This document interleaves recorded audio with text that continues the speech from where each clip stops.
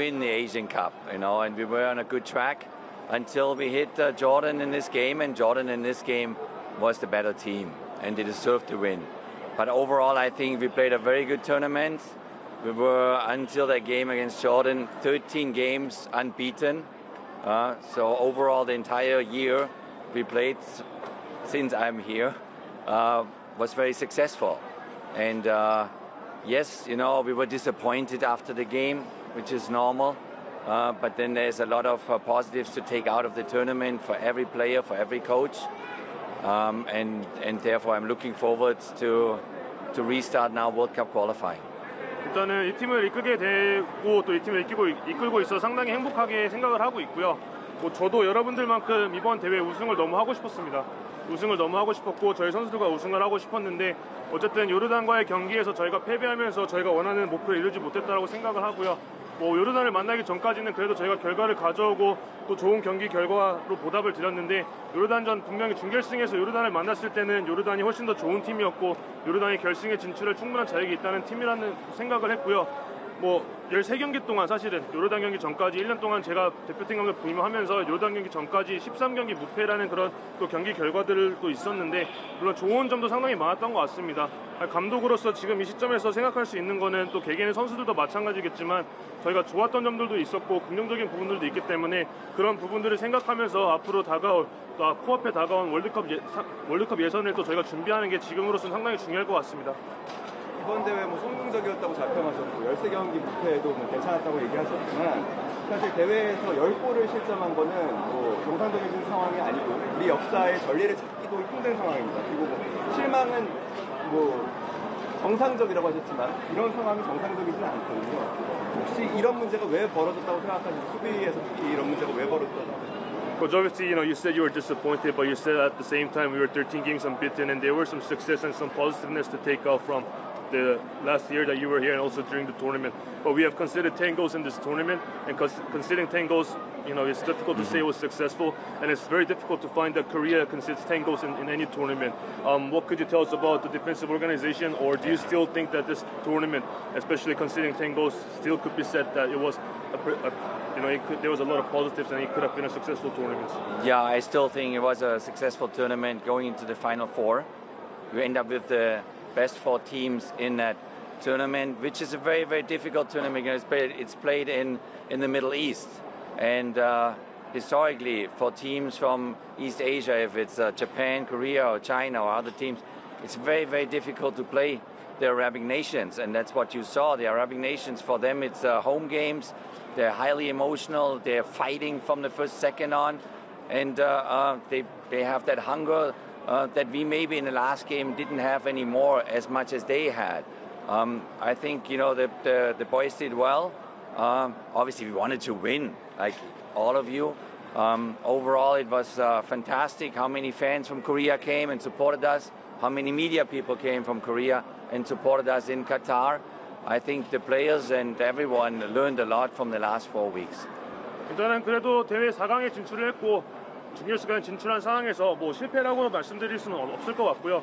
얼마나 또 어려운 그런 대회였는지 몸소 또 느끼고 왔고 또 중동에서 개최하다 보니까는 많은 동아시아 팀들이 뭐 저희뿐만 아니라 일본, 중국도 마찬가지지만 중동 팀들을 상대로 상당히 고전하는 모습을 봤고요. 또 중동 팀들이 또 현지에서 어떻게 보면 홈 경기 같은 분위기에서 또 경기를 진행하면서 얼마나 또 감정적으로 또 얼마나 많은 또 그런 또 힘을 받아내서 느낄 수 있었고 하지만 어쨌든 4강에 진출했다는 부분에 있어서는 상당히 저는 긍정적으로 생각을 하고 저희 선수들을 칭찬을 해주고 싶고요. 어쨌든 그래도 저희가 대회를 치르면서 많은 국민께서 또 현장에서 많은 한국 또 축구 팬분들께서 많은 언론들께서 또 오셔가지고 많은 응원을 해주셨고 사실은 계속 말씀드리지만 여러분들만큼 저희도 또 저도 마찬가지고 이번 대회를 너무나 우승을 하고 싶었는데 어쨌든 어려운 상황에서 뭐 긍정적인 부분들도 많았기 때문에 그런 부분들을 좀 생각을 하고 싶습니다. 2019년도 아시안컵에서는 8강에서 이제 떨어져도 불구하고 벤투 감독은 뭐 물론 실망은 했지만 이렇게까지 여론이 악화되진 않았거든요. 뭐 사태까지는 안 나왔단 말이에요. 4강까지 진출했음에도 왜 이런 악화된 분위기, 사태 경질하라 이런 분위기까지 나왔는지 감독님 좀 이게 왜 원인이 왜 그렇게 생각하시는지 좀 Because in this previous tournament, Korea lost in the quarterfinals, but there were no. It wasn't the public wasn't as disappointed as they are at the current moment, and there weren't such noise or there weren't such comments about the coach should resign or should the coach continue or not. But this time we went through to the semifinals, but there's a lot of discrimination, there's a lot of criticism, a lot of people bringing up the word resigning or being sacked. What do you think the reason is, and do you think there's a certain reason or specific reason why people are being more negative even we are more successful than the previous tournament? Well, to be honest, I don't know the reasons. I just look at the team and I look at the development of the team. I'm now here 1 year, and I see a very, very positive development of this team. We integrate younger players step by step, and our big goal is then the World Cup in America. When you get out of a tournament, it's always very emotional, very emotional. Like the emotions were positive when we beat Saudi Arabia in Australia, and everybody's happy. And then when you lose the game, against Jordan, it goes into the other extreme. But that's football.